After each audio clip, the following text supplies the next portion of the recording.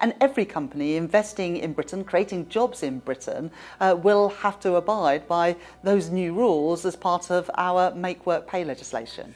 That central tension, though, in the last week, you're holding this event today, you're very pleased with the people in the room, there's a lot of money in the room. Last week, Ricky Gervais destroyed the fragile image of Starmer's charm in his tough interview, in which he not only ridiculed the British Prime Minister but also completely demolished him. Legislation that we published last week to Make Work Pay was all about. But the people I blame are the previous government who allowed those loopholes to exist. We're closing those, and every company investing in Britain, creating jobs in Britain. Ricky, who had never known what restraint was, furiously attacked Starmer, who took up the case, exposing his lies in front of the whole country. How do you like such a crushing blow to the stomach? But Ricky did not stop at Starmer alone. He attacked the entire team of government deputies with relentless criticism, who barely managed to settle into their comfortable chairs before they began to shamelessly enjoy luxury at the expense of ordinary taxpayers. Gervais criticized them with such force that their high-profile endeavors collapsed like a house of cards. Have to abide by those new rules as part of our Make Work Pay legislation. that central tension, though, in the last week, you're holding this event today, you're very pleased with the people in the room, there's a lot of money in the room. Last week, you announced new workers' rights legislation. There is a tension here. Are you wondering why there is such frustration and outright rage raging among the British? The answer is on the surface. The situation has deteriorated rapidly since Starmer came to power and began ruthlessly sending people to jail, as happened with Tommy Robinson. Yes, he really took on Robinson, and anyone who understands a little bit about what is happening understands the consequences this can lead to. People feel that their rights and freedoms are being trampled on, and this injustice causes anger that cannot be ignored.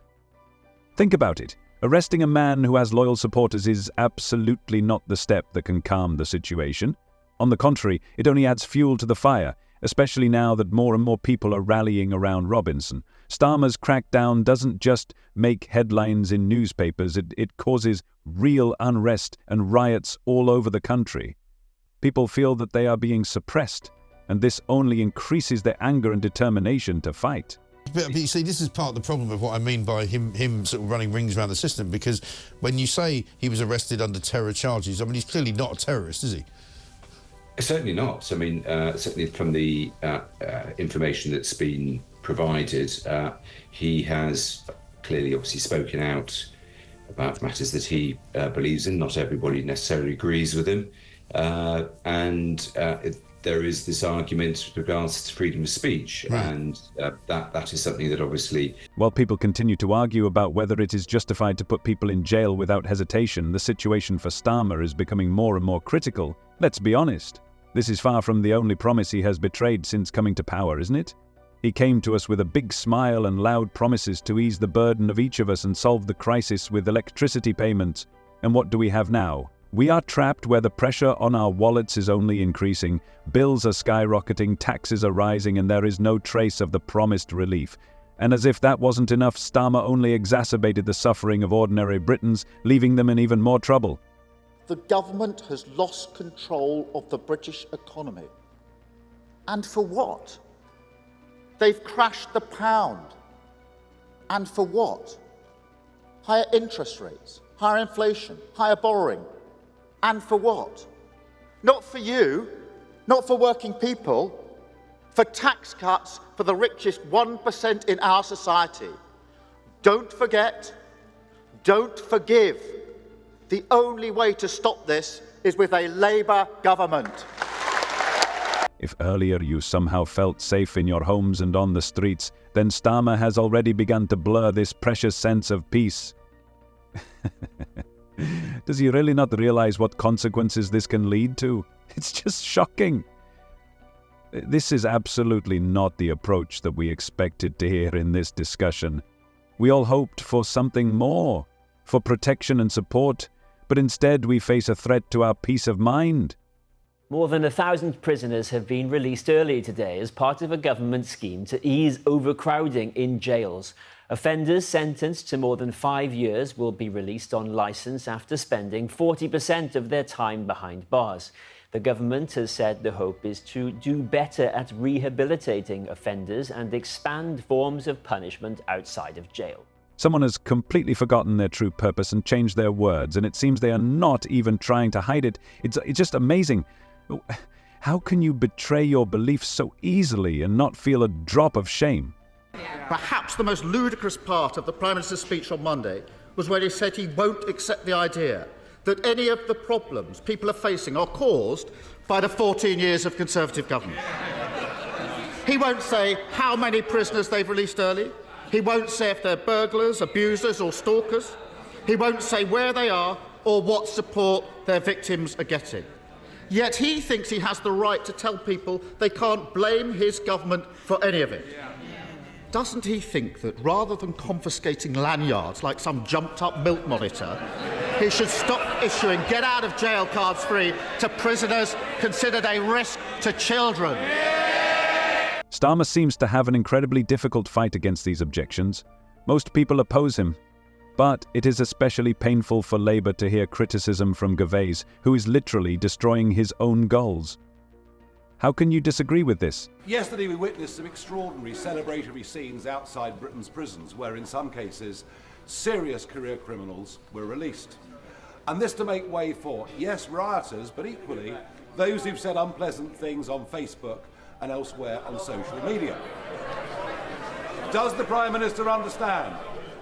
There is a growing feeling of anger in this country that we are living through two-tier policing and a two-tier justice system.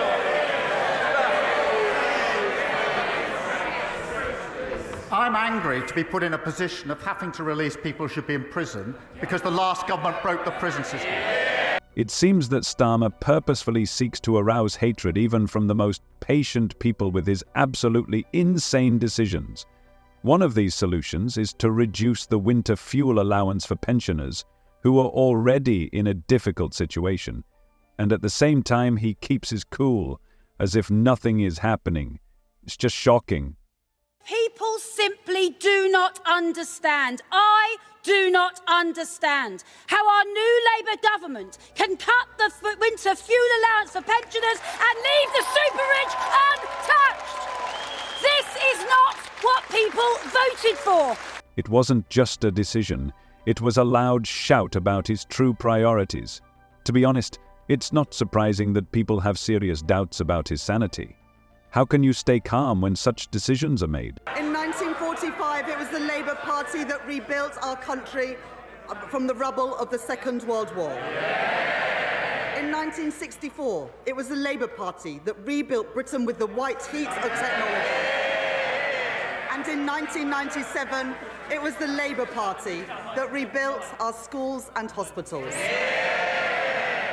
Today, it falls to this Labour Party, to this Labour government, to rebuild Britain once again.